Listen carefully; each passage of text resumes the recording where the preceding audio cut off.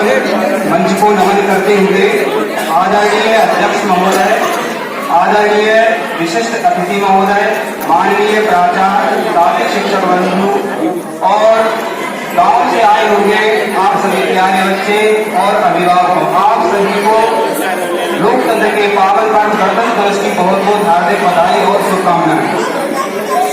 साथ मिलकर आज गणतंत्र उत्सव मनाते हैं, सम्मान में आपके सिर झुकाते हैं। आप आए तो खुशियों की बहार आई, इसलिए हम आपके सम्मान में कुछ दो शब्द कहना चाहते हैं। दिए तो अग्नि में भी जला करते हैं, पुष्प तो कार्यक्रम में भी जला करते हैं। खुश नसीब होते हैं वो कार्यक्रम जिनमें आप जैसे प्यारे प्यारे अतिथि और प्यारे प्यारे बच्चे आया करते हैं। कुछ अगरबत्ती उनके नाम की भी जा रही है पूजा की थाली में, जो शहीद हुए थे देश की रखवाली में। 200 वर्ष अंग्रेजों से लड़े, तब ये आजादी पाई। क्रांतिकारियों के बलिदानों की ये है सच्चाई। हिंदू मुस्लिम सिख ईसाई स्वार्थ छोड़ दो भाई भाई, ताकि फिर वो दिन ना आवे भाई भाई। इसलिए अरविंद इतिहास कहते हैं आज भाई भाई। प्यारे छात्रों, अपना भारत देश बहुत खुशहाल था। आज से हम चलते हैं 2350 से 1750 ईस्वी पूर्व। देखा जाए आज 2023 चल रहा है, इसके पहले जाएंगे 2001 ईस्वी आएगा, उसके पहले जाएंगे 2350 से 1750। सिंधु घाटी की सभ्यता, लैला की सभ्यता थी, मिस्र के समान सभ्यता थी।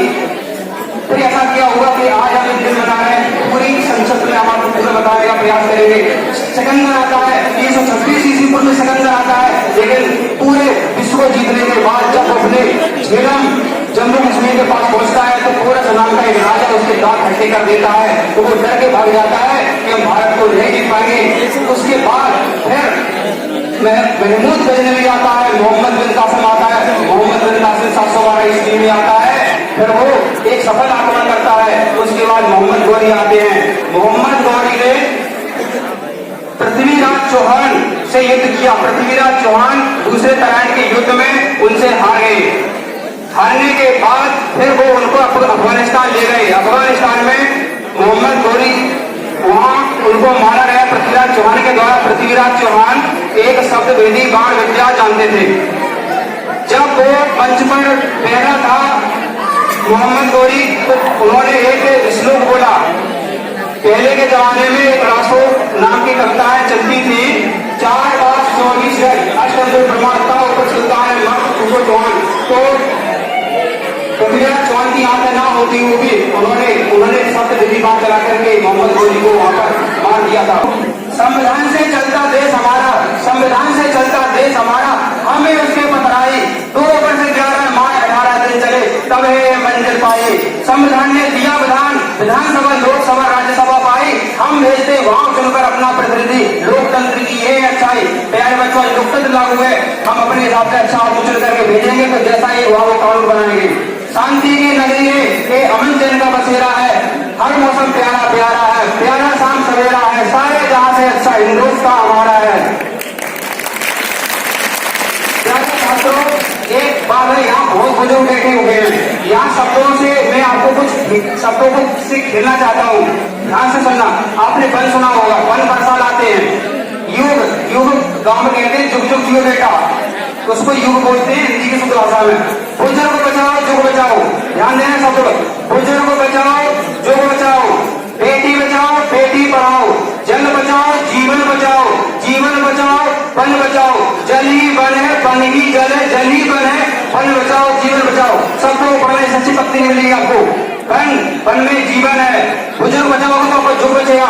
आपके जो घर में बुजुर्ग हैं उनको आपको सम्मान देना चाहिए। बुजुर्ग हैं तो हमें तो जो है तो योग है।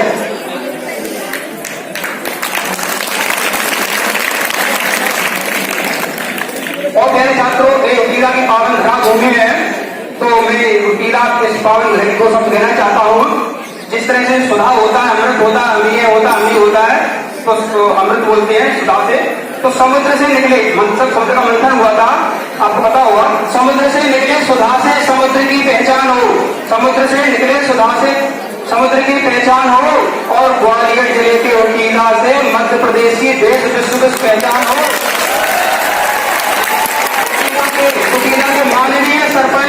और आप जैसे प्यारे प्यारे बच्चों का देश विश्व में नाम कमाकर बखान हो।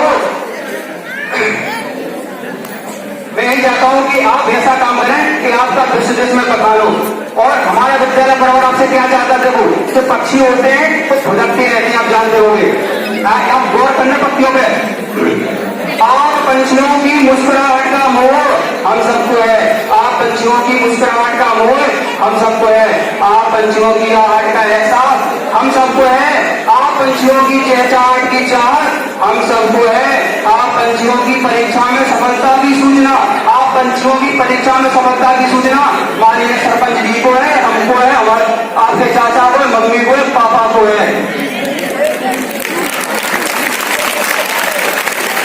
प्यारे छात्रों, कुछ शब्द जो होते हैं संयोग से सही होते हैं। बड़ी माने क्या होता है, जब कोई नहीं ज्ञान होता तो बड़ी बोलते हैं अपना देश। ये 26 जनवरी मना रहे हैं तो 26 जनवरी जन बरी हुए थे, कब हुए थे? 26 जनवरी को जन बरी हुए थे पंचानवे शासन से। तो हम वहां तक कुछ शब्दों में आपको समझाएंगे क्या क्या होगा। तो हम कहते हैं 1857 क्रांति के चलते महारानी लक्ष्मीबाई अंग्रेजों से लड़ते लड़ते बादल घोड़े के साथ अपने किले से कूदती है। अगर बादल घोड़ा अगर घायल नहीं हुआ तो होता तो उसी समय आपको 1858 में आजादी मिल जाती। 1858 के पहले मंगल पांडे जी ने मेरठ में क्रांति की ज्वाला जला करके देश के नागरिकों को बहुत अच्छा संदेश दिया था। उसके कुछ समय बाद हम देखते हैं जब असहयोग आंदोलन चल रहा था, जब असहयोग आंदोलन 1919 में चल रहा था, असहयोग आंदोलन ऐसा चल रहा था कि हमारे सभी देश के संस्थानों ने काम करके से मना कर दिया, प्यार से अंग्रेजों से कहने लगे नहीं हम आपका काम नहीं करेंगे। लेकिन उस समय घटना होती है चोरा चोरी कांड। तो उस समय क्या है, महात्मा गांधी ने वो आंदोलन वापस ले लिया। वो वापस तो शहीद चंद्रशेखर आजाद भगत सिंह के मन में भारी का सुबह की आंदोलन वापस क्यों ले लिया?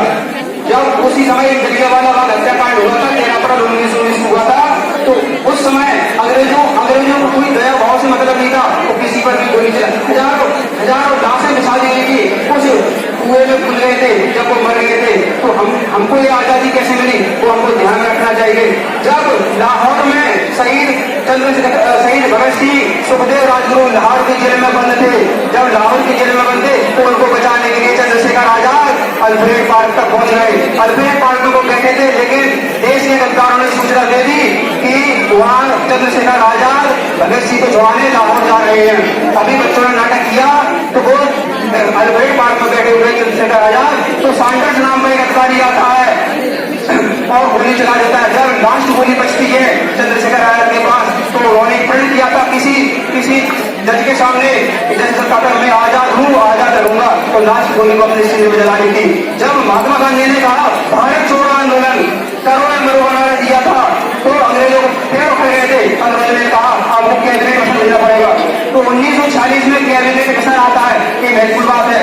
1946 में कैबिनेट गठन आता है, कैबिनेट गठन के आधार पर संविधान का निर्माण होता है। संविधान में कई समितियां बनी। सबसे पहले जवाहरलाल नेहरू ने 9 दिसंबर 1946 को पहली बैठक का आयोजन किया। 13 दिसंबर को बैठक का आयोजन हुआ। 13 दिसंबर को उद्देश्य प्रस्ताव प्रस्तुत किया। उद्देश्य प्रस्ताव में बताया गया संविधान के प्रस्ताव है उस पर समितियों का गठन हुआ। फिर सबसे महत्वपूर्ण समिति डॉक्टर भीमराव अम्बेडकर की, जिसमें 7 सदस्य थे, उसको प्रारूप समिति कहते हैं, प्रारूप समिति कहते हैं। उस समिति प्रारूप का मतलब ये होता है कि सभी की बातों को लेकर एक क्रम में संगना। और डॉक्टर राजेंद्र प्रसाद आप उन इन्हों को नमन करते हैं और कुछ बात कुछ कहेंगे खत्म करेंगे।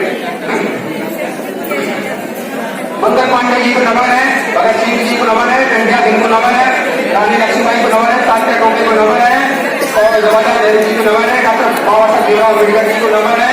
और जो हम नाम नहीं ले पाए उन सभी वीरों को बहुत बहुत नमन है। बस 2 पंक्तियां करके हम अपनी बात खत्म करते हैं। अपना भारत